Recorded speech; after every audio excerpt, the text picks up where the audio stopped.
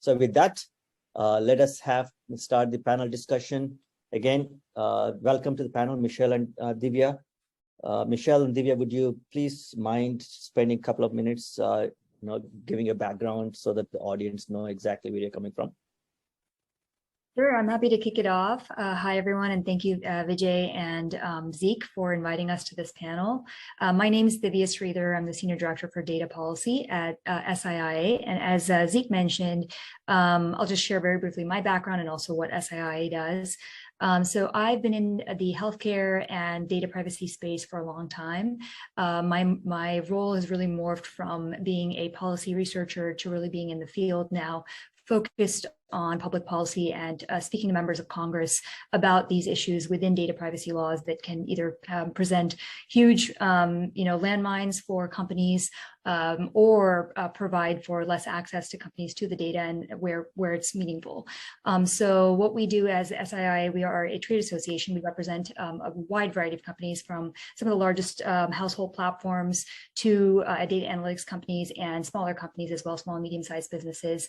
And as I said, we like to advocate on the company's behalf with members of Congress, with the FTC and other both agencies as well as even across the world. We talk to parliaments and various legislators and policymakers about the important issues around data privacy. So we're seeing at every level of government, from international level of influence to federal, state, and even local levels, that the need for data privacy has really increased, as your results have shown as well, Vijay, that from California to GDPR, there has been just a huge tidal wave of change over the last few years, and trying to keep up with these changes are difficult for individual companies. So we try to take the load off by providing updates, monitoring the landscape, and then also advocating on a company's behalf when it comes to changes before they go into law. So sorry for the long intro, but just wanted to share more about us and what we do. Never be sorry. So I have to start by saying, that I have a debate with a banker friend of mine about lobbyists. He's like, lobbyists are ruining the world. Well, this Dr. Sridhar is exactly why we need people who are consolidating our various points of view, because this is a very complex subject matter, as you saw from Vijay's presentation. I don't think it's just people not trying to comply with the law, not trying to do the right thing for themselves and their customers. It's very complex. It's relatively-ish new compared to some of the other things we do, like dual book accounting. That's only about 120 years old, but people still have some issues. Hello, Enron. So I think the complexity is really important. So I'm super excited to be talking with you guys today and with the folks who've come to participate. My name is Michelle Dennedy. I've been in the privacy space since donkeys were carrying loads of things instead of cars. I was a patent litigator, and then I fell into Sun Microsystems, where Scott McNealy said, you have zero privacy, get over it. So the smart money was on running that way, and I ran that way. Because I really do look at privacy and the complexity of privacy as a challenge of really curated and authorized storytelling about our employees, about our customers. It's about commerce, of course, and risk and expense, but it's more importantly about culture and community and the way that we want to interact now that we can teleport ourselves to anywhere in the world by turning on a camera and talking into a little square of glass. So that's sort of my perspective on things. I'm currently and I was CPO at Sun, and then started up the security and privacy sales group at Oracle when they bought Sun, McAfee, Intel, Cisco. Those were my big corp jobs over the years, really looking into the data center and how do you make grand changes on the back end scale. And you'll hear that in our conversation, that I'm very much, if you don't have the right undergarments, your outfit's not going to look very good. I left in 2019 to join an analytics company, and then in the heart of the pandemic, was approached by two wonderful people. One, Brian Lee, Colonel Brian Lee, came off of anti-nuclear proliferation, which I suspect is a little just as complex as privacy, and he's a strategist, and so we do a consulting business under the Privatus umbrella. And then Privacy Code is my baby, my platform with Christy Edwards. We founded a company about 1.5 years ago to break down these really complex issues into really meaningful and easily distributed tasks so that you can measure and match. And along the way, I met Vijay and joined his board because I'm so excited about what they're doing to build us the building blocks. If you don't know where your data is, you can't be compliant with any of these laws. So again, another long-winded, but I'm super happy and excited to be here and having this conversation. Great. Thanks, Divya and Michelle, for wonderful introductions. So we are going to start with your commentary on the results that we shared with the audience. Do you know, what is your opinion about, does it align with what you're seeing in the market? I would like both of you to chime in. Divya, why don't we start with you? I'll actually say that it would be helpful. Well, first off, agree with many of the top lines that you made, especially around the costs associated with compliance. I think there's clear indicators just based on the CPPA, the agency that is enforcing CPRA. They've actually put out a statement, an economic cost statement. They're suggesting that it'll only cost, and this may be very understated, they're suggesting it'll only cost businesses an additional $130 roundabout to comply with CPRA. But I think when we look at the actual economic analysis, it's clear to see that the results are actually construing that many businesses are already where they need to be with regard to CCPA, not thinking about CPRA and all the additional changes on top of that. So because it's a nascent market and because businesses are probably struggling right now and there's a lot of inertia to really move forward, I think not only do I agree with many of your results, but I think that the manual processes are only going to slow companies down much further if they aren't automating, if they aren't thinking about trying to move forward from CCPA to now the CCPA 2.0.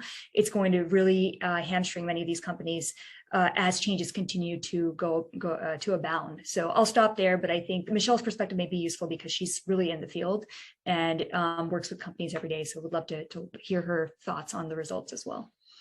Yeah, I'm not surprised.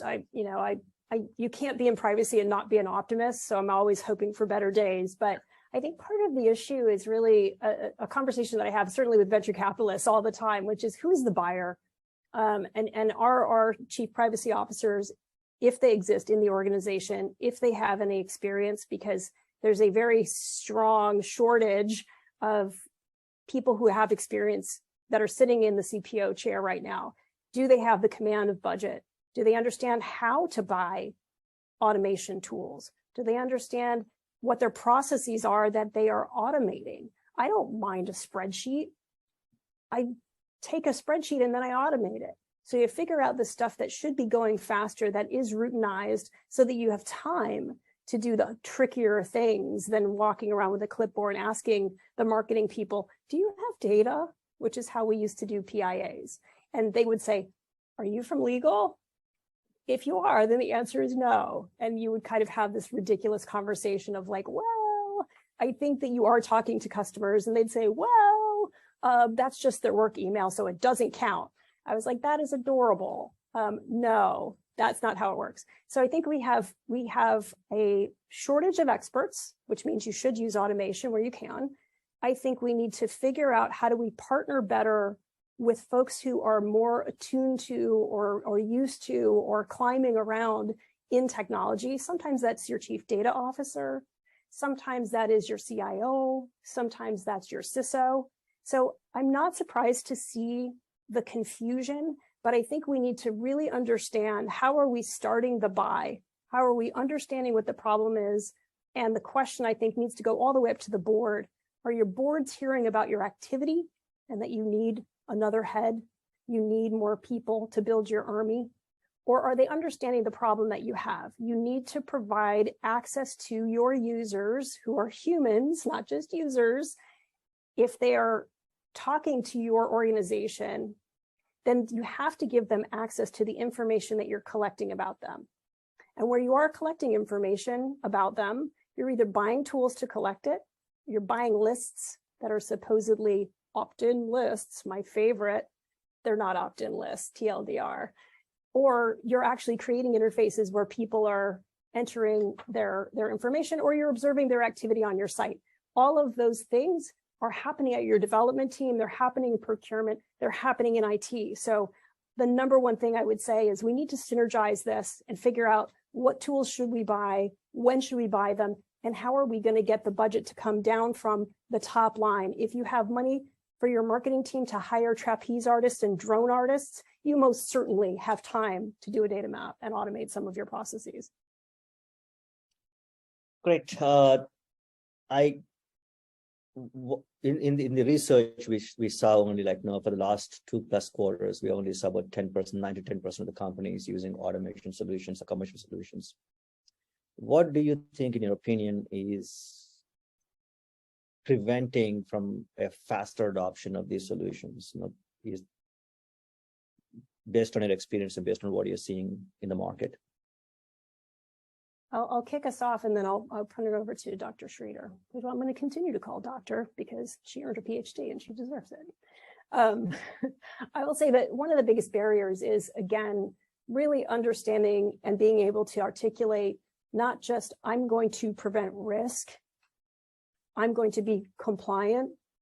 BJ and I battle this out at our board meetings all the time. Yep. Is compliance your goal, or is your goal getting more customers? Is compliance your goal, or is it expanding to include the European, Canadian, Mexican, or every other country that already has a reasonable federal law? If you understand what your goal is as an entity, you're going to have a lot easier time shaping up the ROI of getting the tools that you need. You're going to understand the reports that you want to ask of those tools. And I'll tell you what, privacy tech is a baby. I think the first privacy tech that wasn't an encryption flavor tool was probably about 5 years ago. So you're in an incredible position of power as a buyer right now to tell these operators, BJ, myself, and others, how you want those tools to work for you, what you want as an outcome as a buyer. So that's the kind of point of view. I mean, that's the customer that it's an easy sale to actually get them going on the platforms and actually using those platforms rather than just saying, I got to buy this for compliance. I don't really know what it is. I don't really know what the benefits are, but I'm just going to kind of kick the can down the road. I think that's the worst kind of buy. And I think, Michelle, you and I have had sort of an offline conversation about this as well. I think privacy is now becoming the new almost personal hygiene of a company. You know, it used to be that it was hidden in that, when you could think about the ESG framework, you know, it was really hidden in that environmental kind of section. But now it's moving over. When you think about ESG, it's environmental social governance framework. It's moved now into being a bigger part of the social fabric of the company and what it represents.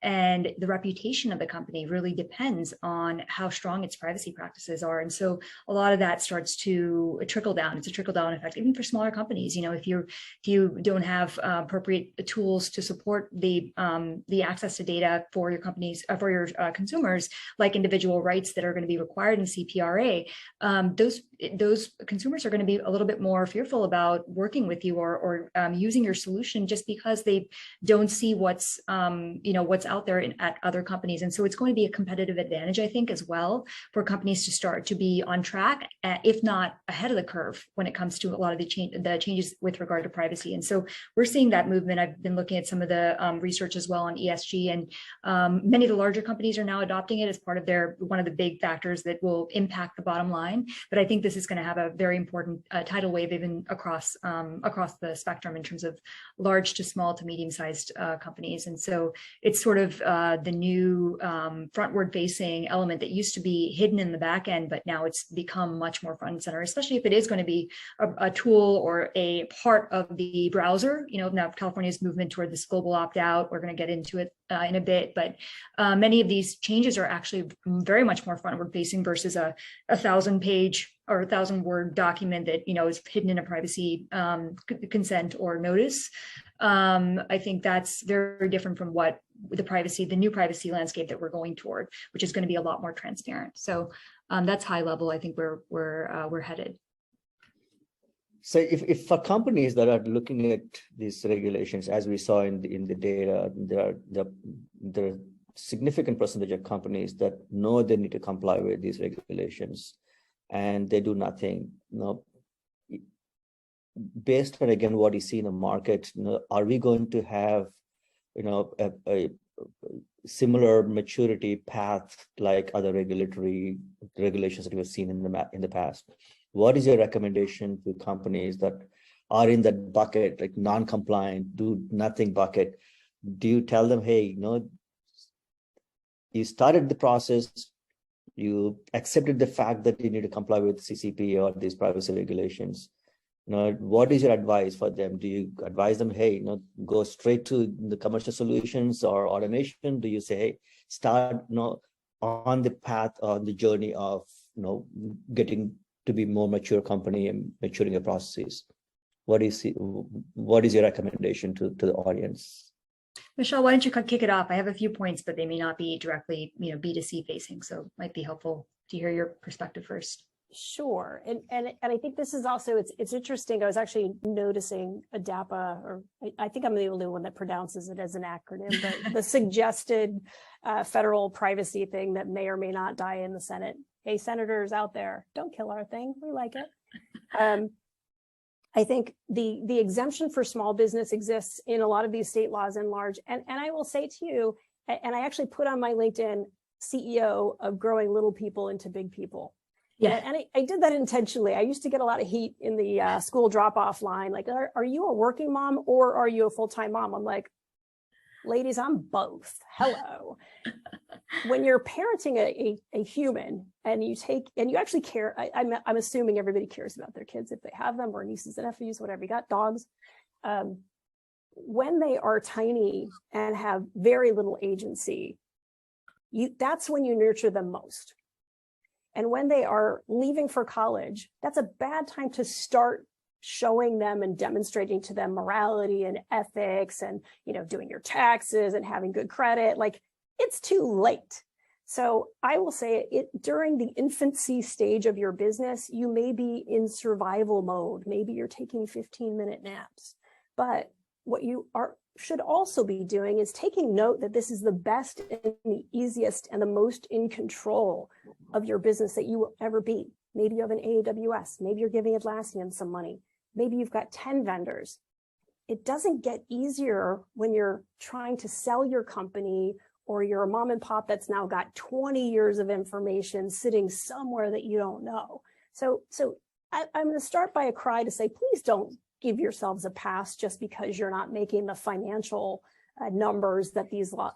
Don't try to look for the loophole. What you should look at instead is take a step back and say, what information drives my business forward? What information attracts more employees or more buyers, etc.? Now, let's put our fiduciary arms around that data. And so sometimes that is a commercial solution. I want to make sure that I'm actually doing a DSAR, not because I can dump a bunch of log files on you and bore you to death, but I actually have created control. So a data subject comes and says, I want access to my information. And you're able then to say, I've got this for marketing for you. You've asked me for this because I'm doing a prescription or an EHR related group or something, or I've got this kind of fitness data, etc. And now you're having a conversation with a customer. And as young Zeke here will tell you, the best thing you can do to get more customers or get more talent is to have conversations and solve real people's real problems. So that's how I start to look at it, whether you're a tiny, tiny, tiny company, or if you're coming in, as I did in many of my organizations in the past. I was sort of first man into the flaming jungle and then building a team around me. Start with what the company cares about most. And that's where you're going to find budget. That's where you're going to find teams. And that's where you're going to get the buy-in for the technology tools that you are going to bring in the door. And then you're going to kind of like hand up that first delicious glass of champagne, and then everybody else in the party wants to come and join you. Michelle, I love that analogy. And I have to say, especially around kids, I have a daughter of my own, and I have to say that if we build out that analogy further, you think about all the different states right now, well, 2018, there's only one state law, right? One consumer privacy state law, right. Sorry, not state law, but one consumer privacy law, California. And then since then, just this past spring, there were 3 additional states that passed consumer privacy laws. And many of the others that were already in place have expanded their laws. So what we're going to be seeing is a transition from, these basically really bare bone privacy frameworks that start off as legislation, and being in the policy space, I see this happen, very slowly, but at times it's a surge. And so what has happened in California is it started off as a very simple framework for what privacy law could look like, and has now transitioned into a full-fledged kind of beast. So, and if you multiply that, it's called the multiplier effect in research. If you multiply that by 5 different states that are also doing that, and then this is going to be a trend that continues to grow, we're going to see that, every single baby within the US, every single, of the 50 states, if they start to have their own consumer privacy laws, you're too late. If you're going to wait till, a majority of the states pass these laws, you're going to be way behind the curve, and then it will be at a point where it's difficult to, continue to thrive and grow the business further. So I completely agree with Michelle's points that it's important to really jump on this bandwagon early before, you get left behind with regard to all the changes and all the different laws, unless we do see a national standard pass. And to that point, ADPPA does not have any carve-outs or exemptions for small businesses, except with regard to the ability to bring class action lawsuits for consumers. So there's really no carve-out. So small businesses still have to comply with the law itself, if it were to pass, the federal law. So we might be moving in that direction as well, that small businesses may not get the exemptions at the federal level, if this particular bill is any inclination of what it's going to look like. So. See, not so weak at all, is it? We were debating, is it weak? Is it not? Oh. So Michelle, no, I'm assuming that pretty much everybody in the audience is serious about data privacy, in some way or the other. And for the practitioner's perspective, what is your take on, when should a company think about data mapping and DPIA, and how serious should they be thinking of, effort-wise? How much effort should they put? How frequently should they do it? Share your experiences. You have worked with big companies and small companies, right? You have worked with, both on the vendor side as well as a customer. Share your experiences on as it relates to DPA and data mapping, please. Yeah, I think if you're data mapping for compliance, it's a relatively low priority. If you're data mapping for the right reason, which is knowing where your data is, it's a map of your data. I mean, it's a twist of mind, but it's all the difference in the world. If you're doing a data map because you want to be sure that your assets are under control, that your customers are being served appropriately, that you are actually delivering on your promises to reduce your legal liability, and then we get to compliance. And then you are compliant because the spirit of the law really is around these things. So I'm a deeply biased person. I've spent my life in intellectual property and data. So I think it's pretty important. I think it's good to start at the beginning. And what we do a lot at Provatus is we don't map all of your data. We physically go through the process. When does the process start? Well, I want to collect information because I want to personalize. And it's adorable because all these folks that say they want to personalize, and Dr. Schrader has experience in the healthcare. I love these companies that say they're serving healthcare, and their point of view on data mapping and security is everything's anonymous. Well, how exactly are you serving my needs as a patient if you were using anonymous data? If you're using anonymous data, statistically, I have a prostate problem that I should have checked. I don't have a prostate. I was born this way. So I think it's a data map tells you who you are as a business. It tells you where you can grow fastest as a business. It tells you where your downside risks are because you need more controls or you need less data to retain and keep that data. And it also allows you to be much more articulate strategically for when you're really sitting truly in the C-suite. So you can call yourself a chief, but you're in the C-suite when you are really coming up with strategic solutions, not to get out of trouble, not to jump over the compliance hurdle. You're sitting in the C-suite when you're saying, we want to have hyper-personalized conversations with our employees in their homes using a heterogeneous environment with their own equipment. That's a tough conversation to have. Now we create what data is necessary, and you will not have that conversation without that connective tissue. And then what's the other stuff that's kind of nice to have? Like, what would I like to know about this employee if I was going to have a one-on-one with her? How long would I retain that if it's an issue? If I tell you I have a dentist appointment today, you don't need to say, oh, this is an employment situation with dental issues. No, you delete that stuff. So that's how I look at it, is really using data mapping as a tool strategically, just like you use GPS in your car. You don't need a map of everything all the time to be beeping in your face, but I need to get to the dentist today. So I'm going to use turn-by-turn directions. And then I'm going to make sure I understand what is the lifespan. And that's how I think we start to really rationalize the purchases of these tools, the use of these tools, and then having better conversations with our employees and with our customers. And guess what? Easier conversations with your regulators, because you're like, yep, here's what I built. Here's why I built it. Here's how I protect it. And then you're like, have a nice day. Go sue that guy. And in that process, how important is, where does DPAA fall? Where does that fall? I think it is, if you look at it as a data map of the environment, could be your atlas. A DPIA is really an activity or a process or even a system, or it could be a vendor. And so I look at that more as a closer double click down into what's going on circumstance by circumstance. Divya, any comments? No, I think Michelle covered it. That was fabulous. Thank you, Michelle. Let's jump into, we mentioned, ADPPA. I want to take both of your opinions on what do you think about ADPPA, the way it is drafted. I think we have the second draft of that that was published last week or the week before. What is your take on that? What is your take on potential preemption and the potential delay on enforcement of PRA?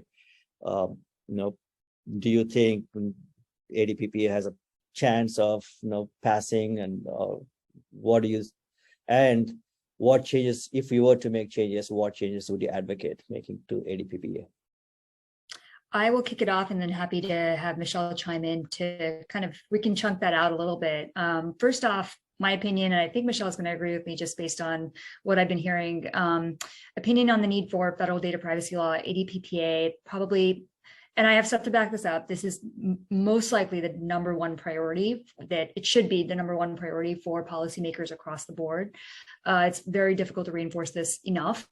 I published a blog actually on the top 5 reasons. Number one on the list, we kind of covered it. I mean, in terms of the multiplier effect and the cost for companies to comply with the myriad of state patchwork of laws, having one national standard just simplifies, really simplifies what they need to do to comply. And even if there isn't a small business exemption, it'll make it easier for there to be a common level playing field. And for consumers, it's absolutely essential, right? We understand that consumers need these individual rights to be able to act on their personal information. With the global climate right now, with Roe v. Wade, with some of these larger, in the political context of the Russian war in Ukraine, we're seeing just the importance that data plays in our everyday lives, and just being able to have more access to how that data is used is critical priority. And actually, there's a really interesting poll by Morning Consult as well as Politico that showed that that's the number one voting priority right now in the country is federal data privacy, not competition, not antitrust, not trying to break the big dogs and the big platforms. It's really data privacy and trying to move that forward. So the in a nutshell version is yes, 100% think that needs to move forward. What we see is some very obvious political juggernauts, as Michelle alluded to. I think the Senate majority side has not weighed in yet, or she has. Senator Cantwell on Energy and Commerce on Senate Commerce, Science and Transportation. In that committee, she has weighed in, and she's probably she needs to be more vocal in terms of supporting the bill and in order to even get anything done. But she's doubled down in opposition on the bill, so there might be quite a bit of an uphill battle that we're facing. On the House side, we've gotten tons of buy-in from House Republicans who had once been opposed to a private right of action. They've been very in favor of only one strong preemption standard.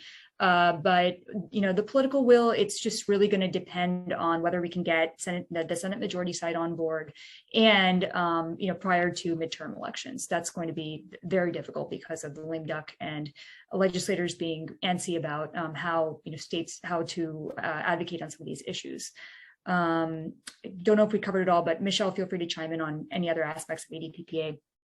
Yeah, you're really in the trenches, Divya. So I defer to the chances. I started to ignore it because I was like, here it is again. Like the dream of us being a modern society dangled temptingly in front of us. I testified in front of the Senate Banking Committee in 2019 about the value of having putting a value on data, and should it be a property right, and should it be governed, get us, privacy should not just be in the penumbra. Like if this isn't an issue that is directly under the Commerce Clause of the Constitution, I don't know what is. This is not dormant anything. This is something that in a digital marketplace where we have very strong players who are very mature, whether we like it or not, how they've grown up, some of them are kind of jerks, but they've grown up that way and we know them and we can play with them, sort of.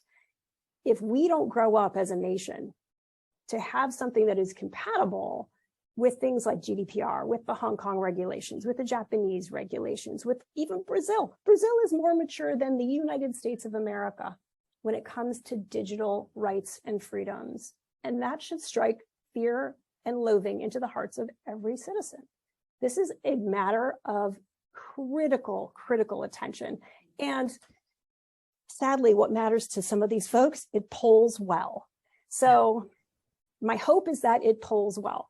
Now, my cynical side says this Bureau of Privacy that is talked about in the bill, in the federal bill, it says that it should be a commiserate size and stature as the commission that already exists for unfair trade practices and anti-competitiveness, if that was true. So if Divya and I became the chair people of the Bureau of Privacy, I'd say, hold on to your butts. You better get your data mapped now because we're coming for you. If that is a political sort of, we'll call it business friendly when we're not being compliant, which is loco coco, because when you protect your data, you get more customers and you get better quality employees. But if we pretend to like wink, wink, nudge, nudge and let people off the hook for not curating their digital assets, then I think it's a problem. And I agree with the folks that are in fear of what they perceive as stronger laws. If the laws in these individual states were cookie cutters of each other and didn't have the multiplier effect, I'm doubtful, but that could work.